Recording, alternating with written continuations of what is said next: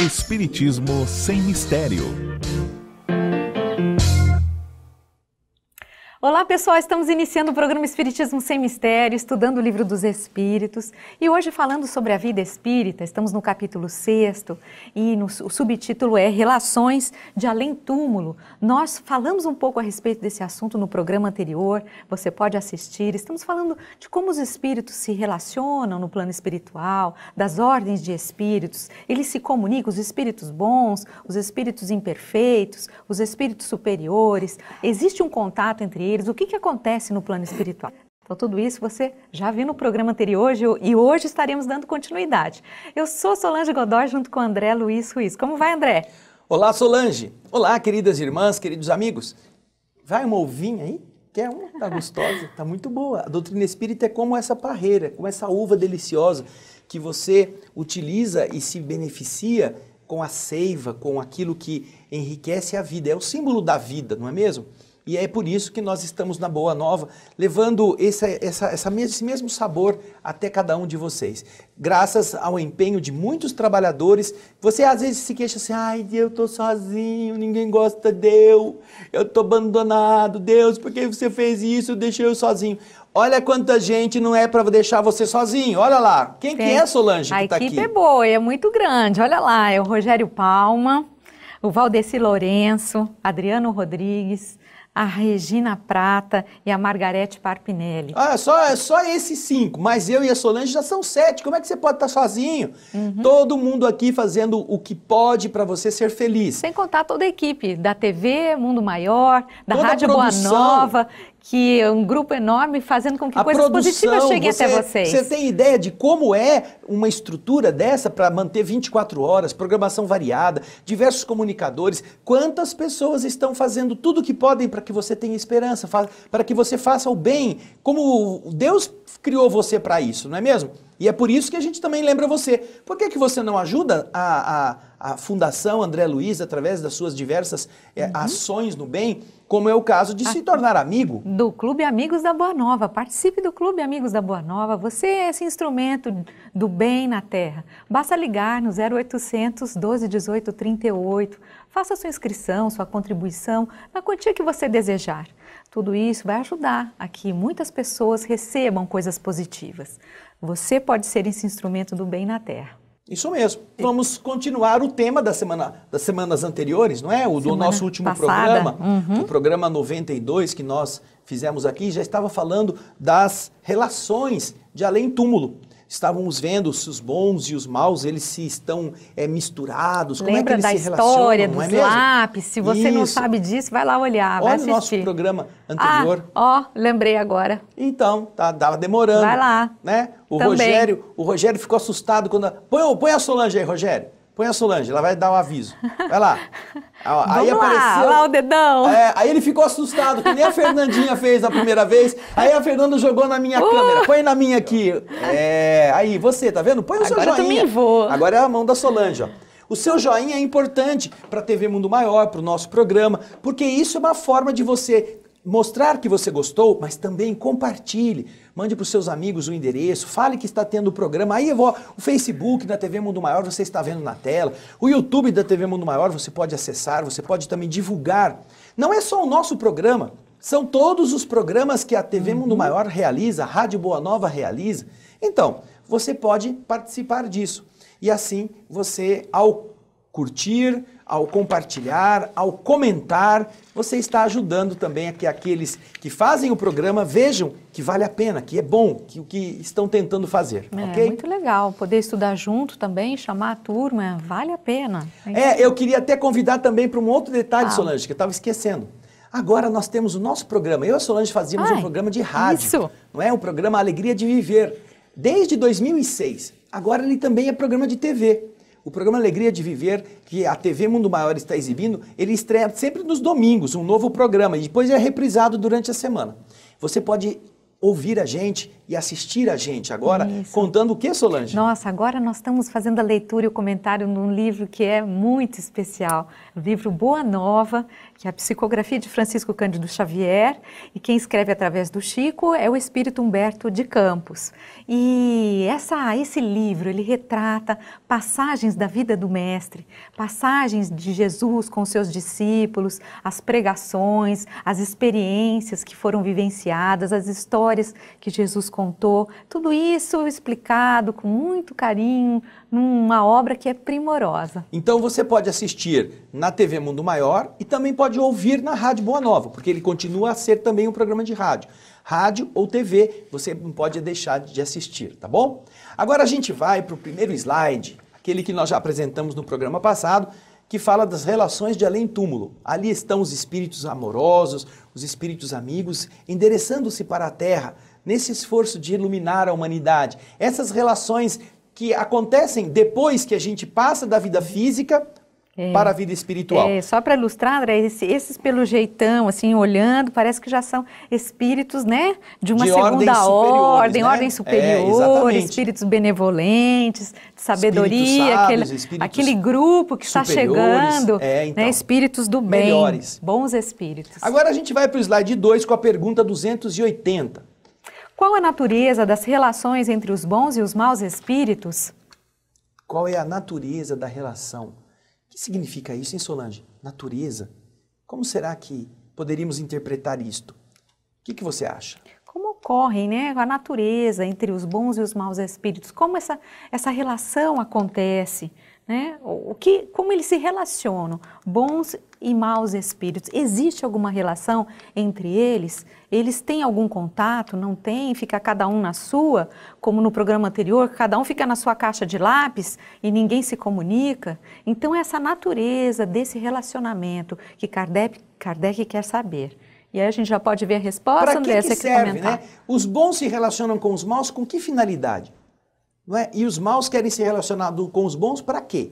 Então, essa natureza, se ela é positiva, se ela é indiferente, como que é que os espíritos se relacionam? Vamos então, como a Solange já explicou tudo bem explicadinho, vamos agora para a resposta dessa questão 280, nesse slide. Os bons empenham-se no combate das más inclinações dos outros, a fim de ajudá-los a subir. É uma missão. Olha lá, é uma missão. Então, os bons fazem o que um bom faz, né? Você não pode imaginar um bom fazendo maldades, não é mesmo? Porque se você vê alguém que é bom fazendo coisa ruim, você vai dizer, não é tão bom quanto eu pensava. Ou seja, ele também é mau. E não é possível combinar muito o bem com a maldade.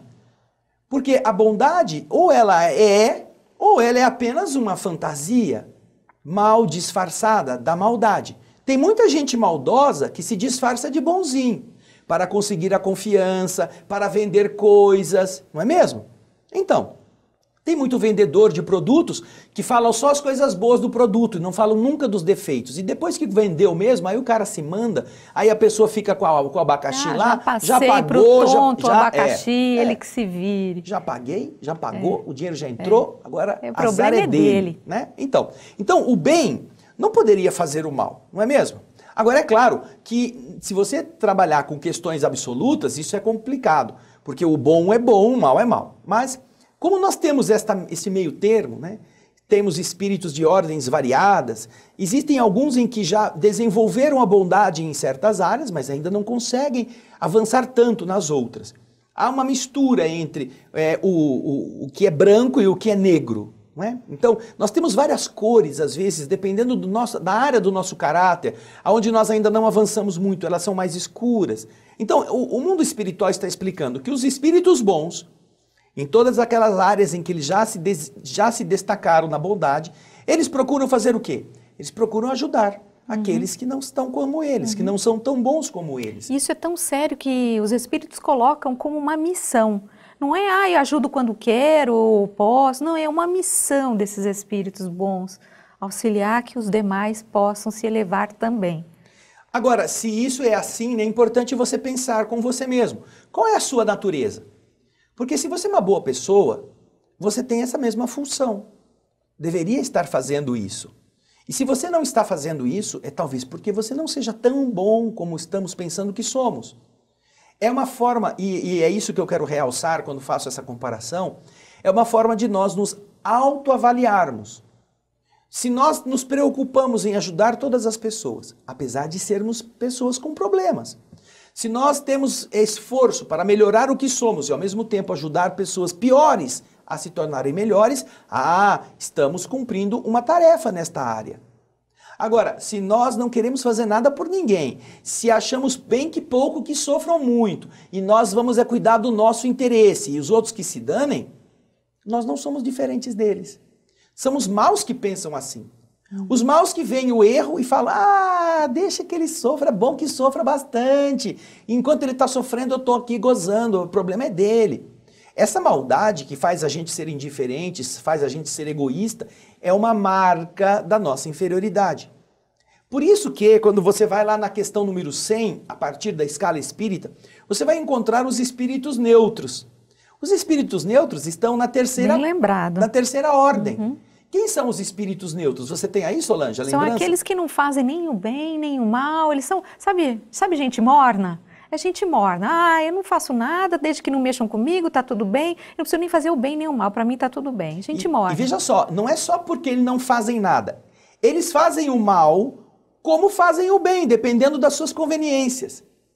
Eles são gente morna, mas eles não querem dizer que eles são pessoas que não fazem nada. Eles fazem. Os espíritos neutros, assim chamados lá na terceira classe ou na sétima classe dos espíritos imperfeitos, na terceira ordem, né? Uhum. Eles estão lá. Por quê? Porque eles não são nem muito bons para só fazerem o bem, nem muito maus para só fazerem o mal. E eles se inclinam, seja para os bons, seja para os maus, segundo os seus interesses.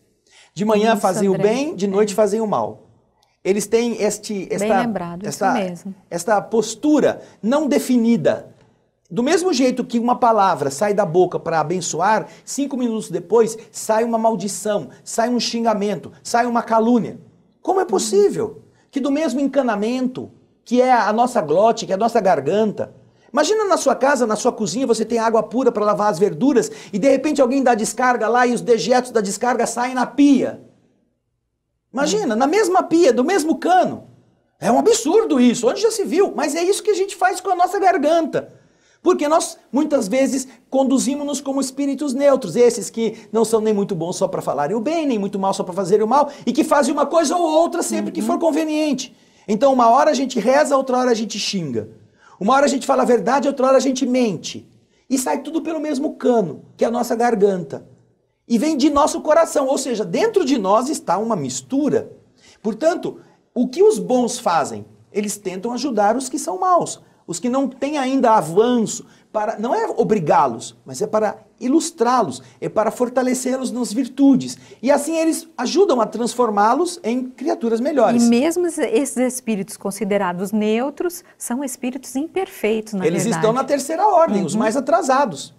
Não é, Solange? Exatamente. Eles estão lá na ordem dos ralé, né? Lá são só melhores do que os... Melhores não, eles estão numa outra categoria em relação aos espíritos da segunda impuros, ordem. Os espíritos impuros, que são os piores. Os levianos, que são quase os impuros. E os pseudo-sábios, que são os orgulhosões. Depois vem eles.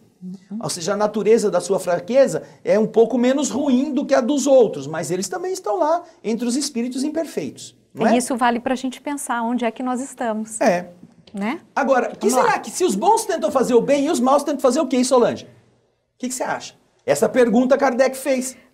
Porque os espíritos, já está na pergunta 281, olha lá, 281. Por que os espíritos inferiores se comprazem em nos levar ao mal? Por quê, né? Olha só, se os espíritos bons querem ajudar os espíritos maus a deixarem de ser maus, o que fazem? Qual é o serviço dos espíritos maus? Você acha que é fazer o bem?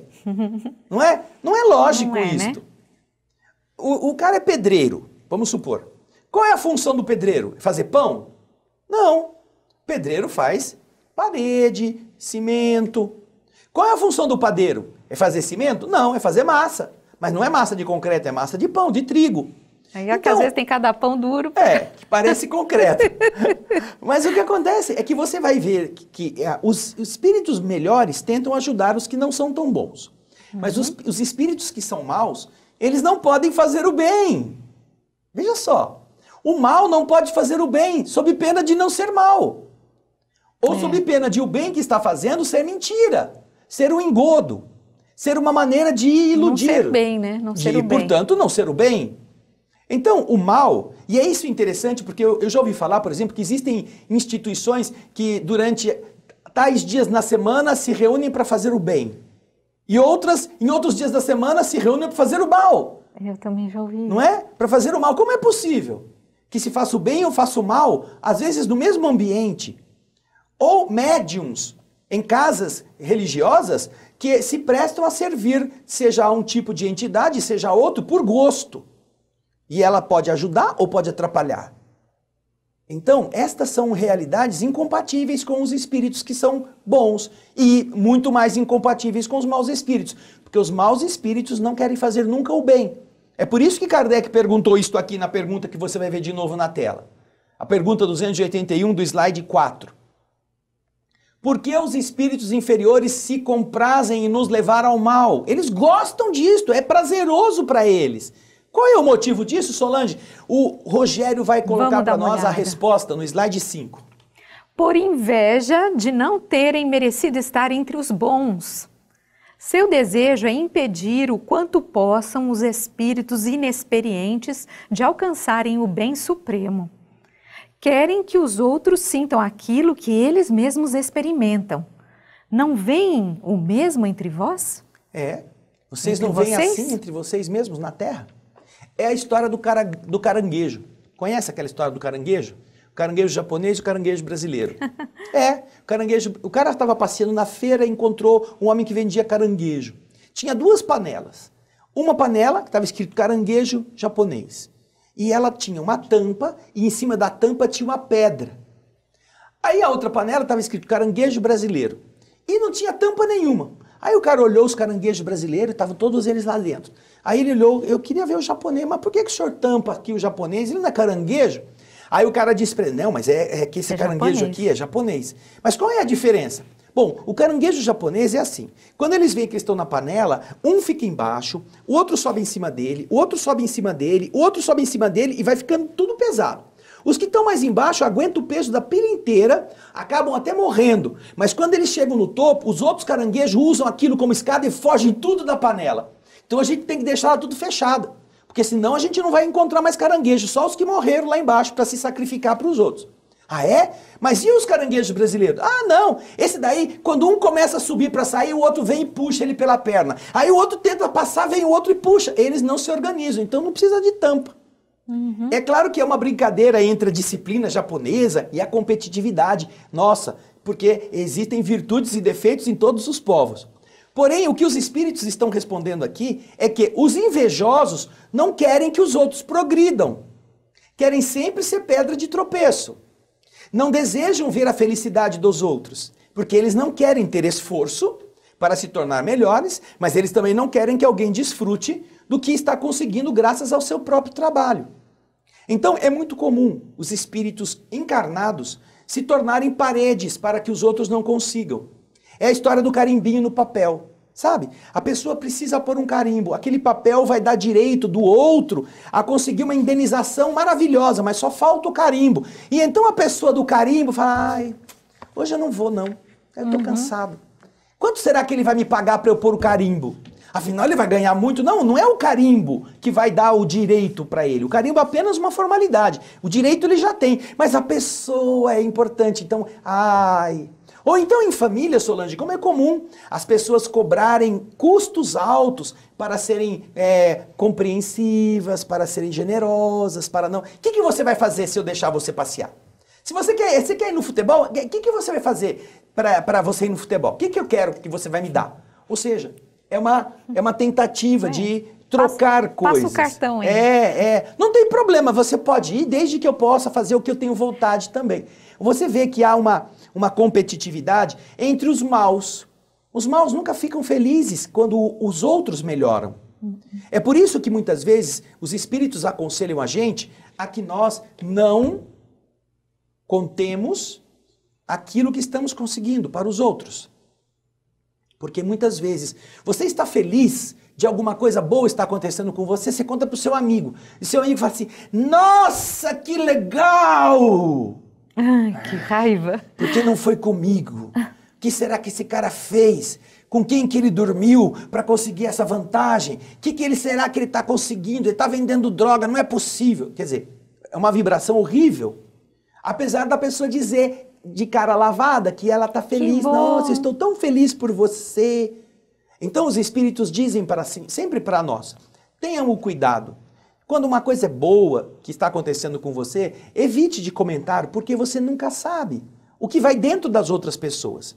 E é natural que elas sejam assim. Não é que o problema está nelas, é a evolução delas. Então, é melhor que você desfrute com você e às vezes você conte só para o seu pai ou para sua mãe, porque eles vão ficar felizes, do que você ficar espalhando para todo mundo como uma autoexaltação. Ai, como eu sou bom, olha o que eu consegui. Você vai ter muito problema. Então, os espíritos imperfeitos, os espíritos atrasados, os espíritos maus, eles não querem a felicidade dos outros, eles querem que os outros sofram, por gosto. O caranguejo não quer que o outro saia, quer puxá-lo, porque ele não pode sair. Olha, eu vou contar uma história aqui que pouca gente sabe. Nós tivemos na Terra, no Brasil, na década de 20 do século passado, um grande cientista. Um grande cientista, pesquisador que fez a pesquisa e desenvolveu todo o sistema da doença de Chagas. Este cientista, ele foi reconhecido internacionalmente. Tanto que se deu ao barbeiro, né, a enfermidade, o nome dele, mal de Chagas. Ele foi uma pessoa tão reconhecida que o seu nome foi indicado para receber o Prêmio Nobel de Medicina. Imagina, um cientista do terceiro mundo, um país atrasado na época, como era o Brasil, ter um cientista que fez toda a etiologia da doença, estudou desde a transmissão, o início, até o seu final, como que se transmitia, como que passava pelo hospedeiro, como chegava no homem. Ele foi então indicado. E você sabe que fizeram? Médicos brasileiros escreveram cartas para o Prêmio Nobel não ser concedido para ele, por inveja. Fizeram um movimento para se opor à concessão do Prêmio Nobel para Carlos Chagas. Então você vê como a mesquinhez humana, o ciúme, a inveja produzem esses males. E se nós temos comportamentos semelhantes, ou seja, nós não elogiamos as pessoas que conquistam boas coisas, nós não aplaudimos, não reconhecemos, não falamos bem delas, porque isso dói, né? Dói. E é mais ou menos o que os espíritos estão respondendo. Por que os espíritos inferiores querem produzir mal na vida dos outros? Porque eles têm inveja. Eles queriam estar onde os outros estão por seus méritos, mas eles não querem ter o esforço. Então, ao invés de ajudá-los, eles querem puxá-los para baixo. Eles querem passar a perna. Eles querem diminuir, eles querem denegrir. Eles não querem construir. Querem que os outros se sintam como eles mesmos, medíocres, apequenados. E então, Kardec vai à pergunta 282. Esta que você vai ver na tela, no slide 7. Como os espíritos se comunicam entre si? Agora Kardec está querendo saber, né? Já que ele já viu que os bons fazem o bem e os maus, por inveja, querem fazer o mal. Então agora, entre eles, como é que os espíritos se comunicam? Falando, pensando, por gesto, por libras, né? Que a gente hoje vê muita gente né, nas transmissões ao vivo, pessoas fazendo aqueles gestos, os sinais, né? Explicando o que está sendo falado. Como que os espíritos se comunicam entre si? Vamos ver a resposta logo a seguir. Eles se veem e se compreendem. A palavra é material, é o reflexo do espírito. O fluido universal estabelece entre eles uma comunicação constante. É o veículo da transmissão do pensamento. Como para vocês o ar o é do som, uma espécie de telégrafo universal que liga todos os mundos e permite aos espíritos corresponderem-se de um mundo ao outro. Olha que coisa interessante. Os espíritos não precisam da palavra.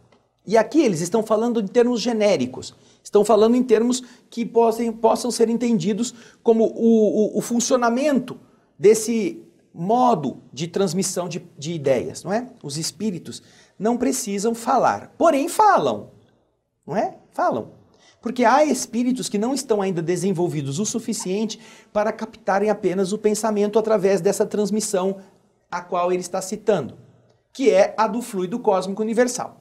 Imagina você, um aquário, você tem na sua casa às vezes um aquário. Todos os peixes estão lá dentro. E assim, eles sabem o que está acontecendo no ambiente do aquário, mas os peixes não veem a água. A água é transparente. Eles apenas vão para lá e vão para cá porque alguma coisa faz com que eles fiquem leves. E eles vão para cima, vão para baixo, eles vão, descem, sobem, comem, tudo dependendo da água. Só que qualquer coisinha que bata na água, isso eles sentem. Você sabe que os peixes, eles têm uma linha bem na lateral do seu corpo, uma linha de receptores que mostram os movimentos da água, os impactos. Então, você, quando está ali, você, fazendo qualquer barulho, aquela reverberação pela água chega até o peixe, imediatamente quase. E o peixe então reage. É tão preciso isso, Solange, que vocês conhecem um passarinho chamado martim pescador. O martim pescador, ele fica lá em cima, no galho, e fica olhando onde está o peixe. E ele vem então dar um mergulho, e com aquele bicão comprido, ele vai atingir o peixe. Mas olha, os peixes se defendem do martim pescador, sabe como? Eles têm uma reação instintiva. Não é nem instintiva, é uma autônoma. Eles nem pensam, né? Não há um impulso. Quando eles sentem que houve alguma coisa entrando na água, a vibração chega até essa linha de sensores e o peixe faz isso assim, ó, ele vira, ele curva. Imediatamente, onde ele estiver, ele faz tum, ele curva para tentar fugir do bico. Isso foi se desenvolvendo para fugir de predadores. E eles usam exatamente a reverberação que acontece neste campo em que os peixes se encontram, nesse ambiente, que é o que os espíritos estão falando aqui do fluido cósmico universal, como o transmissor da comunicação constante dos espíritos. A gente poderia imaginar, André, que é como se nós aqui estivéssemos envolvidos num líquido. Esse fluido seria como a água. Como a água é para os peixes, esse fluido seria o nosso oxigênio. Energia. Se você tirar o oxigênio, a atmosfera, você não ouve nada. Tanto que nós não temos ruído no espaço. No espaço não tem a atmosfera para fazer a propagação do som. Então, se você imaginar que o fluido cósmico universal é como essa atmosfera, e o que um fala lá, você escuta aqui, mesmo que você não esteja vendo, você sabe que tem alguém pelo ruído. É o som que vem de molécula, de átomo, e átomo vem reverberando pelo espaço até chegar no nosso ouvido. Do ponto de vista vibratório, o fluido cósmico universal é como se fosse essa atmosfera. E ele faz isso com o pensamento. É que isso que é legal. E o nosso pensamento vai reverberar, ou seja, aquilo que a gente pensou vai caminhar por essas ondas, vamos dizer assim. Solange, no programa passado, volta aqui na geral, Rogério, por favor. No programa passado, nós falamos do André Luiz, quando ele passou uma semana na casa dele e ele viu a mulher dele com outro marido, a sua memória é totalmente escorraçada da família, ninguém podia falar do nome dele, nem as filhas. Mas ele vê que o rapaz o seu concorrente, vamos dizer assim, estava doente por causa de 2 obsessores ou 3, muito encarniçados.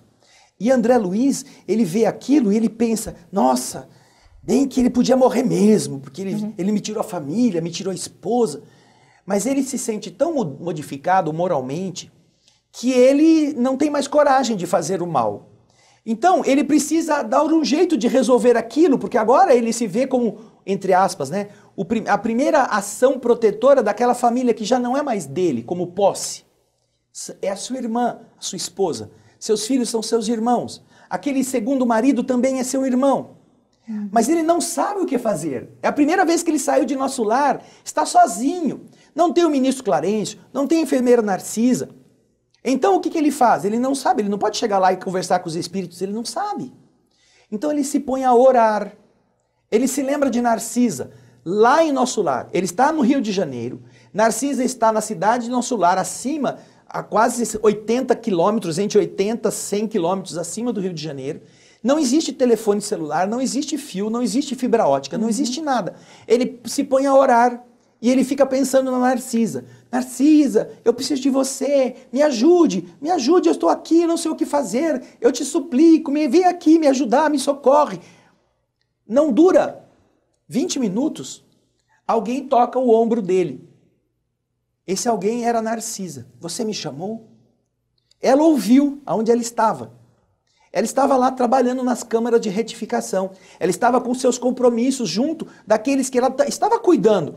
Mas chegou uma solicitação pelo fluido cósmico universal gerado pelo pensamento de André Luiz, que ela então precisou desvencilhar-se dos seus compromissos, arrumar alguém para ficar fazendo o que ela estava fazendo e descer imediatamente para ver com ele o que ele queria. É exatamente esse o veículo do pensamento. E é assim que os espíritos se comunicam, desde que eles já estejam sabendo disso, não é? Quando eles não sabem, eles ficam batendo cabeça, eles ficam precisando que alguém fale com eles, que eles precisam escutar, como se eles estivessem num corpo. E é então, desta forma, que os espíritos elevados se ligam entre si. Eles não precisam falar, eles pensam. Isso nós vemos muito nas obras de André Luiz, Sim. que o instrutor está ouvindo o pensamento dos seus alunos, e antes que eles externem o pensamento, o Ele instrutor já responde. Vamos então ver a pergunta 283? seguinte? Vamos lá. Os espíritos podem reciprocamente dissimular seus pensamentos? Podem se ocultar uns dos outros? Interessante essa pergunta. Você pode agir assim. Eu não quero que o espírito saiba o que eu estou pensando. Eu vou dissimular. Eu vou ficar fazendo de conta que eu quero sabonete, quero bucha, mas na verdade eu quero... Vou pensar num sorvete pinga, de chocolate. Pinga, eu quero bebida. Isso. Será que eu consigo fazer o pensamento Enganar ele. ser de tal forma confuso que engane eles? É a pergunta de Kardec. Alguém pode disfarçar seu pensamento para se ocultar dos outros espíritos? Vamos ver a resposta? Vamos lá. Não. Para eles tudo está a descoberto, sobretudo aos que são perfeitos. Podem se distanciar, mas se veem sempre. Isto, entretanto, não é uma regra absoluta, pois certos espíritos podem muito bem tornarem-se invisíveis a outros espíritos, se julgam útil fazê-lo. Ou seja, alguns espíritos podem se tornar invisíveis, e geralmente são os espíritos mais avançados que podem se tornar invisíveis aos outros espíritos mais atrasados. Estão em dimensões diferentes, seu estado vibratório é outro. Porém, para os espíritos entre si, principalmente para os espíritos perfeitos, nada está oculto. Nada. Eles sabem tudo. Eles sabem o que está acontecendo. Antes que a pessoa conte, antes que o espírito relate, eles sabem, eles conhecem tudo o que está acontecendo. Eles podem estar longe, mas eles se veem assim, mesmo à distância, se eles quiserem. Porém, existem estas exceções quando há necessidade de um espírito não se tornar visível a outros pela sua pesquisa, pelo aquilo que ele vai tentar ajudar. Ele precisa primeiro estar tomando conhecimento de como estão aqueles que estão num nível inferior para depois se fazer visível. Então, neste caso, esta comunicação pode sofrer esse tipo de alteração, não imediata.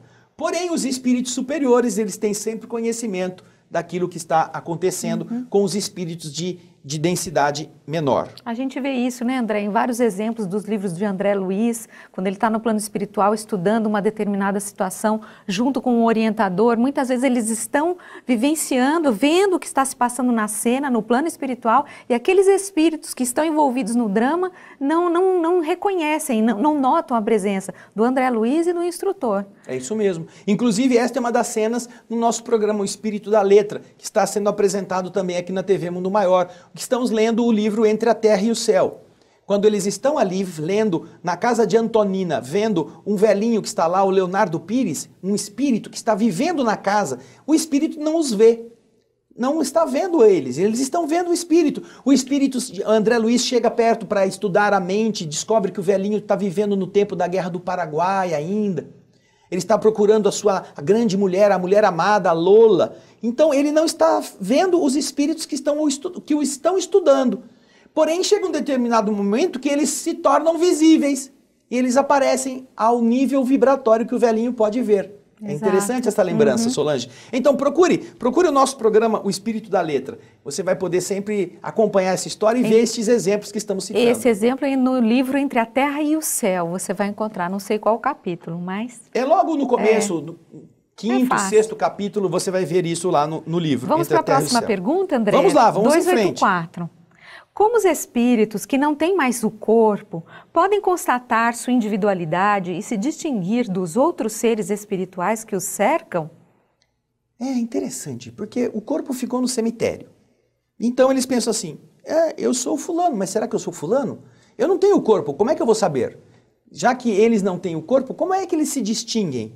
É uma pergunta bastante útil do ponto de vista de nós pensarmos como vamos nos perceber do outro lado, quando nós estivermos no momento de voltar à nossa consciência plena, não é, Solange? E aí, o que os espíritos vão responder? Vamos dar uma olhada.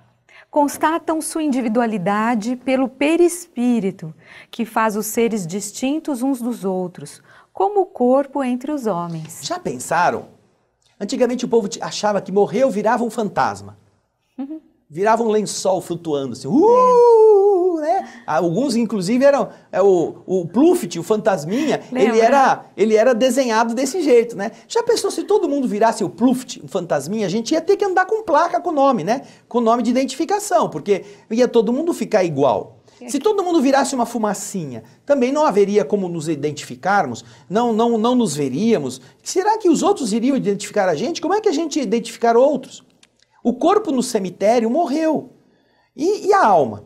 E é exatamente pela alma que a gente se identifica.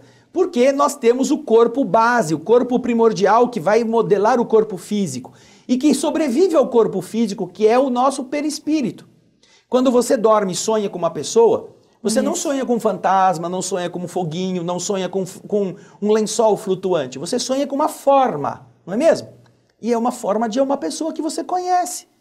Você pode não saber, não falar com ela, mas de longe você a vê. Você sabe que foi o seu pai, você sabe que é seu amigo que morreu, você sabe que é um parente querido que agora está num ambiente onde você está. Você não falou com ele, mas você o vê. Então, como é que você identifica esta pessoa? Porque ela tem uma aparência.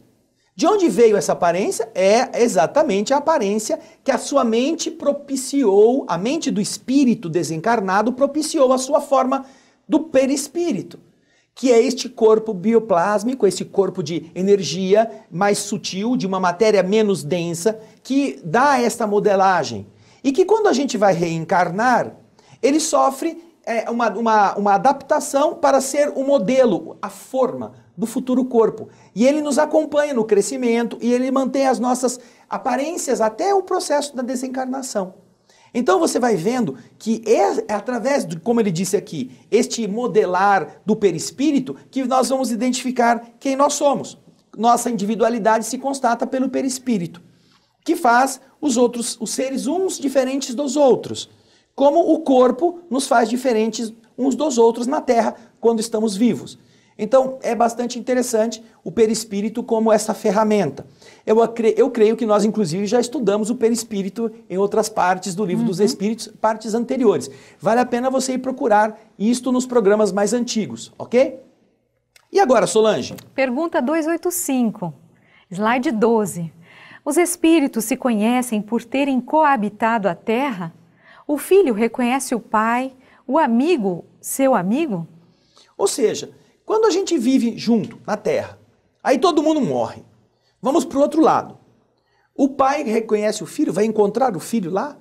Se esse negócio do perispírito é assim, a gente vai se ver. Nossa, você é o fulano, eu te vi na escola quando a gente era criança. Agora você está aqui, eu não sabia que você já tinha vindo. Vai haver esse reencontro? Isto é bom, isso é uma coisa necessária. Se nós não tivéssemos uma forma física que guardasse a nossa personalidade, pelo menos naquele período evolutivo em que nós estamos, como seria para nos reencontrarmos? Se todos fôssemos o Pluft, o fantasminha, como que nós iríamos saber quem é quem? Que o pai é o pai, que o filho é o filho, ou foi o filho? Como que haveria isso? Então, a pergunta de Kardec está condizente com aquela primeira, a anterior. Isso. Como que nós vamos nos identificar? É possível, então, e isto é um consolo para todos os pais e filhos. Quando nós vamos para o outro lado, seja durante a vida física, durante o sono, ou quando a gente desencarna, estarão lá aqueles que nós amamos e você vai se lembrar deles, você vai reconhecê-los. Você vai saber que eles são aqueles que você gostou. E então os espíritos vão responder nesta sequência de uma forma bastante direta. Sim. Se reconhecem, Sim. O filho reconhece o pai o filho, o amigo reconhece o amigo. E assim de geração em geração. Nós vamos nos reconhecendo sempre. Por quê?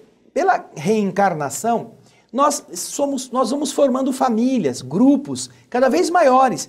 E estes grupos já viveram juntos. Ora como esposa e marido, ora como filho e filha, ou irmão, ora como amigos. Afins. Os afins, Então isto vai de geração em geração e nós vamos nos ajudando, vamos progredindo em conjunto para que todos possam também se apoiar e receber apoio.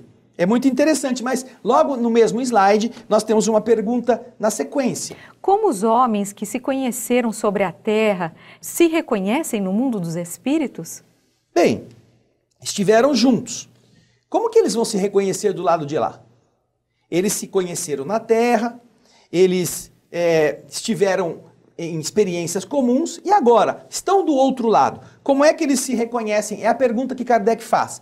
Dá para saber mais ou menos como que a gente foi? Vamos supor, eu vivi uma vida e 2 vidas atrás eu tive um amigo. Agora eu estou do lado de lá, mas eu não fui meu amigo desta vida. Faz 300 anos que eu encontrei com ele. O que aconteceu, né? Como é que eu vou saber quem ele era, né? Que ele já mudou, se tornou fulano, já agora tem uma outra vibração, ele tem uma outra aparência. Isso. Como é que eu vou saber que é ele? Vamos ver no slide a resposta que os espíritos nos dão. Vemos nossa vida passada e a lemos como num livro. Vendo o passado de nossos amigos e de nossos inimigos, vemos sua passagem da vida para a morte. Nós então vamos identificar nesta historiografia, através do perispírito, através dessas linhagens, nós vamos ver como se estivéssemos lendo um livro. Fulano de tal morreu. Isso está acontecendo no livro Entre a Terra e o Céu, que eu acabei de dizer aqui. Eles vão se falando. Eu chamo fulano de tal, e aí vem o fulano. Eles invocam os seus passados, os próprios espíritos que estão como personagens principais. E eles vão contando, vão revivendo isto. Esta resposta você encontra claramente como exemplos dados no livro Entre a Terra e o Céu, que nós estamos estudando no nosso programa, O Espírito da Letra. Vai lá, assista isso, você vai ver. Ou então pegue o livro, vai lendo, vai ver que interessante. E agora, estamos nos aproximando do final do nosso programa, mas também queremos os nossos últimos slides. Vamos lá? Vamos lá. Pergunta 286. A alma, deixando seus despojos mortais, vê imediatamente seus parentes e seus amigos que a precederam no mundo dos espíritos? O que você entende, Solange, dessa pergunta? Deixa a pergunta na tela aí, o Rogério, por favor. Está querendo saber se a alma, quando o espírito sai do corpo, deixa seu corpo, imediatamente ele vai encontrar as pessoas, os parentes desencarnados, os amigos que partiram antes dele. O que acontece? Será que é dessa maneira, é imediatamente que ele vê esses espíritos que morreram antes dele? Nós temos então que pensar naquilo que nós já estudamos neste programa. Nós já estudamos o que acontece com a alma logo depois da morte, não é? Será que o espírito saiu do corpo, já está todo mundo lá esperando, batendo palminha, e ele abraçando, eu sou fulano, estou chegando de novo, que bom que você veio me ver, ai que alegria, é uma alegria reencontrar você. Será que ele já tem essa capacidade plena? Alguns até podem ter, mas será que todos possuem? Isso tudo nós já estudamos, quando falamos lá da perturbação espiritual. O que acontece com os seres quando desencarnam? O período da perturbação. Vamos ver como resposta do último slide o que os espíritos nos dizem? Imediatamente não é sempre a palavra, pois como dissemos, ela precisa de algum tempo para se reconhecer e sacudir o véu material. Ou seja, eles vão encontrar sim com os seus amigos e os seus desafetos. Porém, a palavra imediatamente que Kardec utiliza na pergunta não é sempre a melhor palavra para designar esta circunstância. Porque dependerá muito da maneira pela qual o espírito se preparou durante a vida para a morte. Quanto mais estamos apegados à matéria, mais leva tempo para sacudirmos este véu material do nosso pensamento, da nossa mente. E ele bloqueia a nossa visualização lúcida do outro lado. Então é a mesma coisa quando você está num ambiente muito escuro e seu olho está adaptado à escuridão e você de repente sai no claro. Você não consegue enxergar direito, você não sabe quem está lá. Você se sente ofuscado. Não é um ofuscamento visual, isto que se refere aqui à resposta. Mas A perturbação que se segue ao processo da desencarnação pode durar de alguns minutos a algumas décadas. Veja só. O espírito pode ficar confuso até mesmo por décadas, sem entender o que aconteceu com ele, se ele estiver muito preso às coisas do mundo físico. Portanto, não é imediatamente que ele consegue visualizar. Agora, é muito mais rápido quanto menos ele seja preso às coisas materiais. Então é um bom exercício, né? Nós nos desapegarmos. Exatamente. E nós temos que nos desapegar do tempo. Já começar a treinar. Nós temos que nos desapegar do tempo, porque estamos chegando no fim. Isso mesmo. Não é? Passa depressa, não é Deixar mesmo? um convite para vocês, se vocês quiserem aprender mais, um convite para você estudar o livro Entre a Terra e o Céu, no programa O Espírito da Letra. E aqui além na TV desse... Mundo Maior, todo domingo, todo sábado, às 4 da tarde, tem um programa novo, que é reprisado durante a semana. E também deixamos o convite para você estudar conosco, aprender, ler e ver os comentários do livro A Boa Nova no programa Alegria de Viver. Que eu e a Solange seja na rádio, fazemos seja na TV Mundo Maior. Na rádio e na TV de domingo. Então no sábado é o Espírito da Letra, no domingo é o Alegria de Viver. E de terça-feira, de 15 em 15 dias, é o nosso programa. Estamos aqui com o Espiritismo Sem Mistério. Tá ficando sem mistério para você? Escreve pra gente, participa dos nossos programas, manda o seu joinha, compartilhe, né? Agradeça a Mundo Maior, apoie o esforço de toda esta Fundação André Luiz, que tenta melhorar a Terra para que o mundo possa ser mais depressa uma casa de paz, de harmonia entre todos nós, não é mesmo? Participe do Clube Amigos da Boa Nova, ligue pra gente, 0800 12 18 38. Sua participação é muito importante. E nós nos vemos daqui 15 dias, no próximo Espiritismo Sem Mistério. Um abraço. Até lá. Tchau.